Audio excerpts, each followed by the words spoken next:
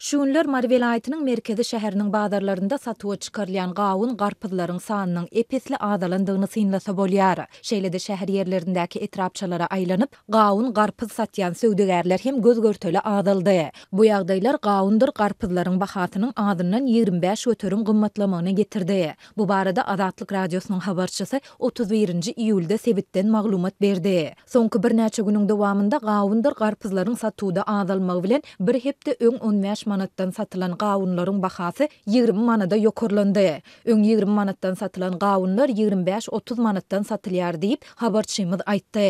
Gökbakça önümlerinin bol hasyl berýän we olaryň söwda tekçelerini doldurup adatça bahalarynyň arzanlayan döwründe ýüze çykan gymmatlama bu önümleri satyn alýan alyjylaryň sanynyň göz görteli azalmagyny hem getirdi. Ykdysady kynçylyklaryň arasynda güzeran eklenjimiziň gün saýyn peselmegi bilen Thomson iň arzan azyk önümlerine şolsanda gawundyr garpyzy hem hepdede bir gezek satyn alyp bilýäris diýip marly bir ýaşaýjy bellidi. Bu ýagdaýlar bu önümleriň söwdasyny edýän telekeçileriň sanynyň hem azalyp, öňden gawun garpyz satýan söwdegärleriň beýleki gökbakça önümleriniň söwdasyny etmegine getirdi. Bir gawun satyp bilmeýän günümüz hem boldy. Üstüne peýda görmekden geçen gawunlarymyzy we garpyzlarymyzy alan bahamyza hem satyp bilmeýäris diýip söwdegärleriň biri aýtdy. Bazar administrasiýalary satyga çykarylýan gawun garpyzyň azalmagynyň we onuň bahasynyň gymmatlamagynyň sebäpleri barada haýsydyr bir düşündürüş bermeýärler. Ýöne söwdegärler bu ýagdaýlaryň sebäbini vilayatda östürüp ýetişdirilýän gökbakça önümleriniň şolsanda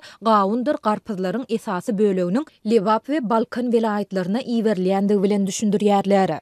Gökbakça önümlerini yetiştirýän daýhanlar öz haritlaryny Lewaply we Balkanly söwdegärlere satmagyň has amatlydygyny aýdýarlar. Ozallar vilayatda yetiştirilýän önümler beýleki sebetlere alınıp gidilse-de yerli bazarlara öz täsirini ýetirmeýärdi. Bu ýagdaý soňky ýyllarda alynýan hasylyň azalandygyny ýa-da olaryň daşary ýurtlara eksportynyň artanlygyny görkezýär diýip bazar söwdegärleriniň biri aýtdy. Azatlyk ýokarda beýan edilen ýagdaýlar barada Mari vilayat häkimliginiň owa hojalygy bölüminden kommentariýa alyp bilmedi. Sebitde gawundyr garpyzlaryň satuwynyň azalandygy baradaky maglumatlar Türkmenistanyň Ilymlar Akademiýasynyň Tehnologiýalar Merkeziniň gawun çipslerini taýýarlamak tehnologiýasyny işläp taýýarlandygy baradaky habaryndan 1,5 aý çemesi soňa gabat geldi. Altyn asyr Türkmenistan neşri 7-nji iýunda çap eden maglumatynda täze önüme ilat arasynda uly isleg bildirilýändigini belledi. Türkmenistanyň häkimetleri ýurtda östürilip ýetişdirilýän gawundyr garpyzyň muktary barada anyk maglumatlary çap etmeýärler. Şeýle-de olaryň näçe göterimniň daşary ýurtlara eksport edilýändigi we näçesiniň yerli bazarlara goý berilýändigi baradaky sanlar hem ilat köpçüligine açaçan mälim edilmeýär.